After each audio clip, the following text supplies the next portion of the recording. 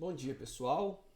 Eu vou separar para vocês essa revisão em duas aulas, onde na primeira aula eu vou falar sobre a fisiologia em si e a fisiologia da membrana, e na segunda aula a fisiologia do sistema digestório, tá? Peço a vocês que, caso tenham algumas dúvidas, pausa o vídeo, volta no conceito. Esses conceitos eles vão ser de extrema importância para vocês fazerem as futuras atividades de vocês, ok? Então, basicamente, se formos entender o que é a fisiologia, é a ciência que vai estudar como as partes do corpo funcionam. E se nós pensarmos naquilo que é normal, ou o funcionamento normal, nós vamos representar esse conceito como homeostasia. Então, o equilíbrio corporal, hídrico, de funcionamento de tecido, de funcionamento de órgão, de funcionamento do sistema, é a homeostasia. Se nós quebrarmos essa homeostasia, nós teremos doença. Logo, a todo momento, nós estamos agredindo o nosso corpo, nós estamos agredindo o nosso organismo, e o nosso organismo ele cria mecanismos para reparar essa agressão. Logo, ele cria mecanismos para fazer com que sempre nós tenhamos a possibilidade de voltar a esse equilíbrio, ou seja, voltar à homeostasia. E a fisiologia ela é estudada desde o nível químico para a gente pensar como que as moléculas e os átomos eles atuam sobre o nosso organismo. Então, quando nós pensamos no soro fisiológico, na solução fisiológica padrão, com 0,9% de NaCl, ou seja, cloreto de sódio, qual que é o papel do cloreto de sódio, então, no nosso organismo? E em que ele ajuda na homeostasia? A fisiologia ela é estudada também no nível celular, ou seja, a célula é a unidade estrutural e funcional do organismo. E se eu sei que a célula é composta por molécula, estas moléculas, estes compostos, estas organelas, estes constituintes podem ajudar no estudo da fisiologia e eles podem ajudar na manutenção do perfil de saúde do indivíduo, ok? E é importante notar que entender esse funcionamento vai lá na frente ajudar o entendimento do papel do transporte pela membrana. Qualquer dano ou mau funcionamento da célula, nós vamos ter a patologia estudando. Qualquer dano à célula, ele pode estar relacionado a uma mudança no ambiente. Seja um ambiente da própria célula, seja um ambiente ao redor da célula e seja um ambiente onde nós estamos inseridos. Ou seja, quando nós falamos do cigarro, por exemplo, no câncer de pulmão pelo tabagismo, nós associamos o dano ao órgão.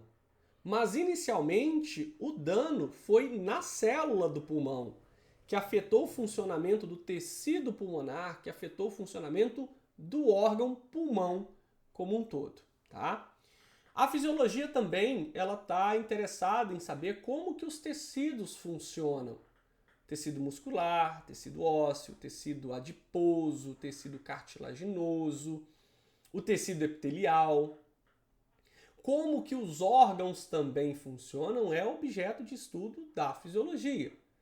Como que funciona o nosso sistema excretor, o nosso sistema cardíaco, o nosso sistema pulmonar e como o nosso corpo como um todo funciona. E aí nós temos a fisiologia do sistema, ok? Um exemplo que nós vamos ver na nossa segunda aula é o nosso sistema digestório.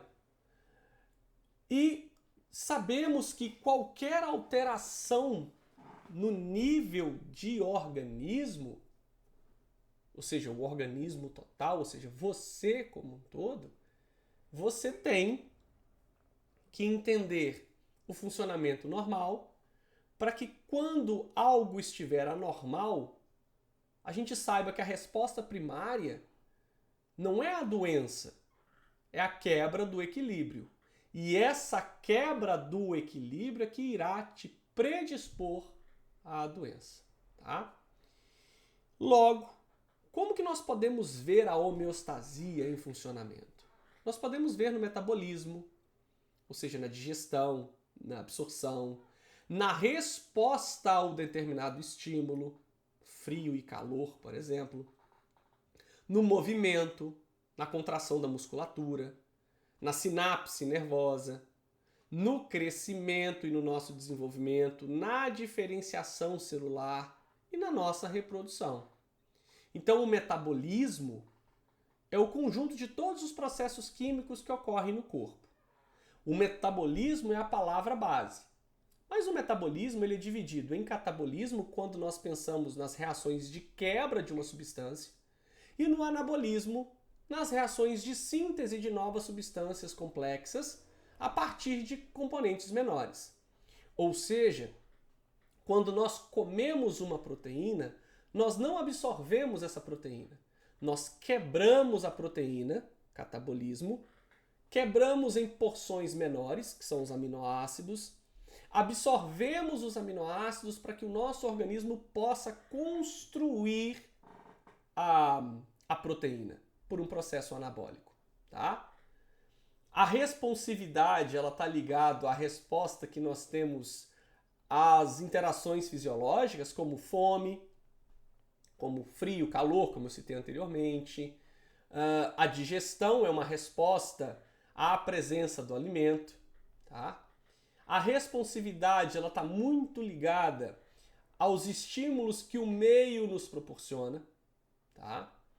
Então, acelerar o batimento do coração frente a um estresse, a uma situação de pânico, uma situação de fuga. A resposta da nossa musculatura ao exercício físico. Logo, a responsividade, então, ela trata da capacidade do corpo de detectar e responder às alterações que o ambiente interno e que também o ambiente externo pode nos proporcionar. Ou seja, eu estou gravando essa aula agora no domingo pela manhã, já próximo das 10h30. Muitos de vocês estão com fome. E quando vocês sentirem o cheiro do almoço ou de algo bem saboroso que vocês vão almoçar, o estômago de vocês começa a produzir mais suco gástrico, porque entende-se que você vai comer. E você se torna mais sensível ao alimento. Em que sentido? O cheiro se torna mais saboroso, o gosto se torna mais saboroso, né? O cheiro mais atrativo e o sabor, a sensação de sabor, né, do alimento. Então, isso é uma resposta fisiológica que nós temos à ingestão de alimento, ao processo de digestão, tá? O movimento, contração de ossos, contração de músculos e movimento dos ossos, movimento dos espermatozoides, movimento das células ciliadas ou dos processos inflamatórios, onde as células que vão reparar todo aquele dano que gerou uma inflamação chegam ao local para reparar o tecido, tá? Crescimento ou a diferenciação celular. Na hipertrofia, quando a gente fala de aumento do tamanho da célula existente, o que acontece com o músculo. E a hiperplasia, quando aumenta o número de células, tudo isso está relacionado a crescimento. E isso é um crescimento fisiológico. A hiperplasia, ela se torna prejudicial ou ela tende a ser preocupante quando as células, elas não só aumentam o seu número, mas também a sua forma ela está diferente, tá? A diferenciação é quando nós temos, com base em uma célula tronco, a diferenciação dessa célula em todas as outras células mais especializadas que nós temos no nosso corpo, tá? A reprodução, que está ligada ao processo de formação de novas células ou até mesmo de um novo indivíduo, quando a gente tem uma ferida e essa ferida ela é reparada, então a gente tem um crescimento celular, um reparo do tecido e uma troca de tecido. O que acontece quando o nosso corpo, todos os dias, repara naturalmente o epitélio, ok? Bom, e como eu falei, a reprodução também está ligada à produção de um novo indivíduo. E aqui nós estamos falando de células especiais, que são os gametas, tá? Os líquidos corporais, e aí eu preciso que vocês pausem esse vídeo e comecem a entender o que é o líquido corporal, tá? Quando a gente fala em líquido, nós podemos falar exclusivamente de água, porque a água é o líquido mais comum que a gente tem.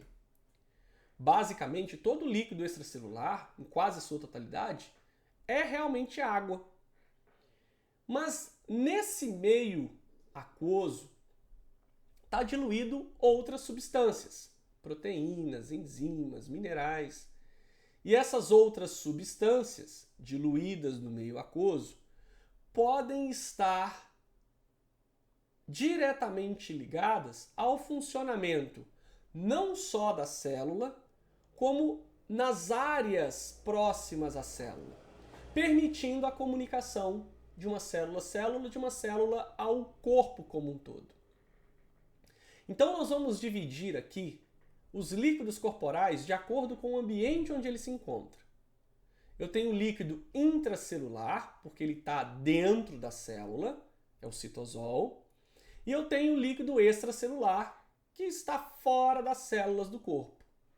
O exemplo mais básico que eu posso dar de líquido extracelular é o sangue, que banha as células, que nutre as células e que remove da célula aqueles componentes que são indesejados. Mas eu tenho também um tipo de líquido especial, que é uma variação do líquido extracelular, que é o líquido intersticial, que está preenchendo o espaço entre as células do tecido. Então vamos a alguns exemplos de líquido extracelular. O plasma sanguíneo. Tá? Então, basicamente, se você tirar todos os componentes do sangue, os componentes sólidos do sangue, e deixar somente a parte líquida do sangue, que é o que a gente chama de sobrenadante, aquilo é o plasma sanguíneo. Tá? É um líquido que está fora da célula, banhando as células. A linfa, no nosso sistema linfático, que percorre os vasos linfáticos, é um outro exemplo de líquido extracelular. O líquido cérebro-espinhal, que está dentro e ao redor do encéfalo e da medula espinhal, é um tipo de líquido extracelular. O líquido sinovial, que é aquele líquido que está entre as cartilagens, entre as articulações, permitindo que aquela junção entre um osso e outro, que forma a cartilagem, permita que toda a estrutura óssea e muscular ela possa ser movimentada. E quando a gente começa a sentir dor na articulação, dor ao movimentar uma articulação, nós estamos associando diretamente à quantidade de líquido sinovial que está diminuindo. O humor vítreo e o aquoso é o que nós encontramos nos olhos, então o humor vítreo está em todo o globo ocular e o humor aquoso próximo à retina e à pupila, tá? E aí, acredito eu que vocês já tenham visto esse conteúdo na citologia, e se alguém não tiver visto, vai aqui nos vídeos do canal e dá uma olhada na aula de membrana, tá? Eu não vou ficar entrando em detalhes nesses constituintes, mas eu preciso que vocês retomem esse conteúdo para que vocês lá na frente aprendam o conceito do transporte através da membrana, tá? Então a membrana plasmática, a membrana citoplasmática, simplesmente membrana ou plasmalema, é um envoltório que reveste todas as células. Então, todo e qualquer organismo, para ser considerado como vivo, ele tem que ter membrana. E a membrana é uma bicamada fosfolipídica. Então, ela é formada por um grupo fosfolipídio. Então, se é uma bicamada, são dois fosfolipídios ligados uns aos outros, em que nesse fosfolipídio eu tenho ancorado na membrana proteínas periféricas que não vão atravessar a membrana e proteínas integrais que vão atravessar toda a membrana. Além disso, a membrana ela tem outros componentes, como por exemplo o colesterol, tá? Que permite a célula ser mais maleável, que permite a célula não sofrer congelamento ou extremos de temperatura. E temos outras substâncias, como por exemplo o glicocálice, que é glicoproteína e glicolipídio na membrana, que atuam nesse reconhecimento célula-célula. Mas o mais importante, fosfolipídio e as proteínas. Pausem esse vídeo e depois dessa explicação, tenham a ideia desse mosaico, chamado mosaico fluido, né? A ideia da membrana, de como seria a membrana. Então eu tenho os fosfolipídios, ou seja, a bicamada fosfolipídica, e eu tenho as proteínas aderidas a essa membrana. Eu posso ter a proteína periférica, que só está em um dos lados, ou eu posso ter as proteínas integrais.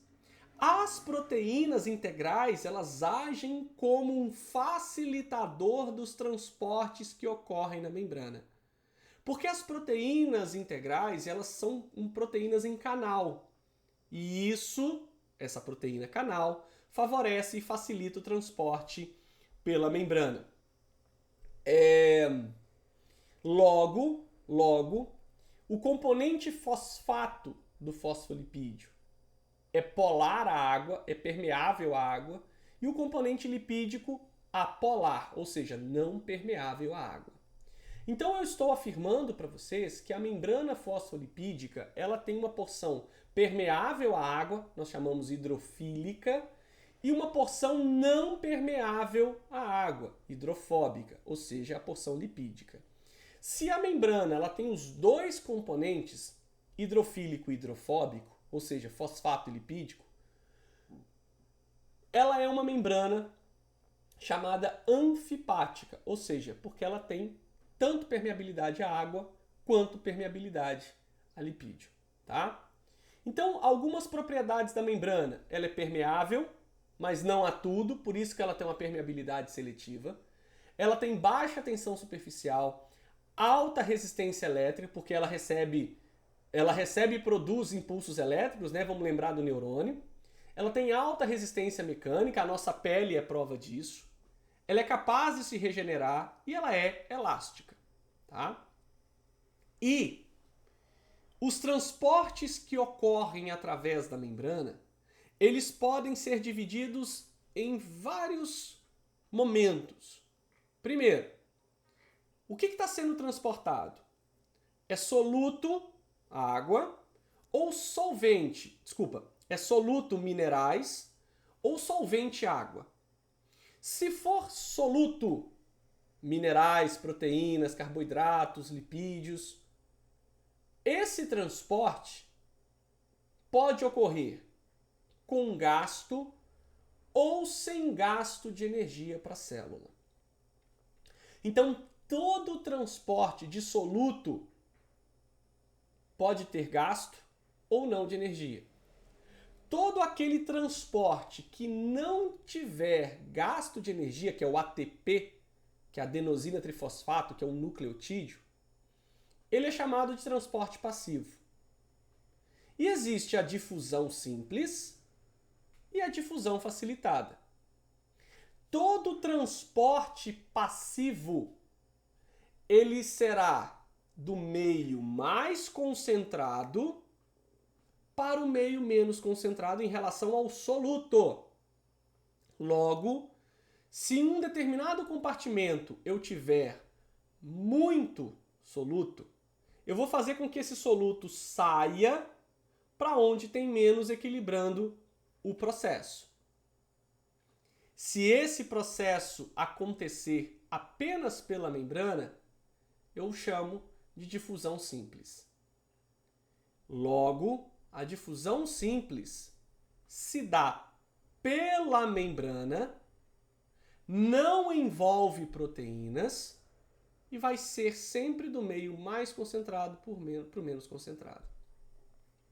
Já a difusão facilitada, ela é facilitada porque envolve proteínas, mas ele tem o mesmo perfil da difusão simples. Eu sempre saio do mais concentrado para o menos, a partir de um gradiente de concentração, ou seja, para equilibrar o gradiente de onde tem mais para onde tem menos e equilibrar o meio. Só que a diferença da simples para a facilitada é que na facilitada eu preciso da proteína fazendo esse auxílio do transporte. Na osmose, que é um exemplo de transporte passivo, aqui o transporte por osmose não envolve soluto, envolve solvente, água. Do meio mais rico em sais para o meio onde eu tenho menos sal. Ou seja, a osmose, enquanto transporte passivo, ela sempre vai auxiliar a diluição do excedente de sal, onde a água estiver em um meio menos concentrado por mais. Então, cuidado com essa mudança nesse perfil, porque agora, aqui na osmose, eu estou falando da água. Então, vocês sempre vão avaliar o meio externo. Vamos imaginar duas situações hipotéticas, 3 situações hipotéticas, como está representado aqui nessas 3 figurinhas A, B e C. Em cada um dos potes, eu coloquei 3 hemácias. No ambiente A, eu tenho uma pequena concentração de sal na água. Então essa hemácia ela foi imersa num ambiente hipotônico, ou seja, num ambiente onde eu tenho pouco sal. Dentro da hemácia, eu tenho mais sal do que do lado de fora. Logo, a água sairá do meio onde a concentração é menor, ou seja, do lado de fora, e vai entrar para dentro da água. Isso vai ficar um pleonasmo aqui, mas só para vocês entenderem. Para ajudar nessa diluição excedente internamente. Ou seja, quando a hemácia é colocada no meio hipotônico, com baixa concentração de sal, a água começa a entrar na célula. E essa célula vai inchando até que ela se rompa. Na solução B, a mesma concentração de sal que eu tenho fora é a mesma que eu tenho dentro da célula. Se as concentrações elas são iguais, isotônicas, e é esse o meio fisiológico que eu quero, nada de diferente vai acontecer. Na solução C, que é a solução hipertônica, do lado de fora, a concentração de sal é muito alta em relação ao interior da célula. Então, se a água vai sair do meio onde ela está em menor concentração para onde tem maior concentração, a hemácia perde água e ela acaba murchando, tá? Então, a osmose é a passagem de água, solvente, ao contrário dos transportes passivos de difusão, que é transporte de soluto, tá? E eu tenho o transporte ativo, bomba de sódio, bomba de hidrogênio, bomba de cálcio, que é um exemplo de transporte ativo, onde há gasto de energia. E o transporte ativo, ele sempre vai contra um gradiente de concentração. Então, onde eu tiver mais, eu continuarei tendo cada vez mais, tá? E existem os transportes ativos, que são transportes em massa, que é muito relacionado ao anticorpo, tá? A transporte de muita quantidade de substância, que é a endocitose e a fagocitose, tá? A endocitose ela acontece quando a nossa célula engloba um micro-organismo, uma célula de tamanho grande. Isso pode ser dado pela fagocitose ou pinocitose. A fagocitose são partículas sólidas, enquanto a pinocitose são partículas líquidas. e ocorre gasto de energia. Eu sei que essa aula ficou um pouquinho extensa, mas eu tentei fazer um breve resumo para vocês. Espero estar ajudando vocês no estudo de vocês.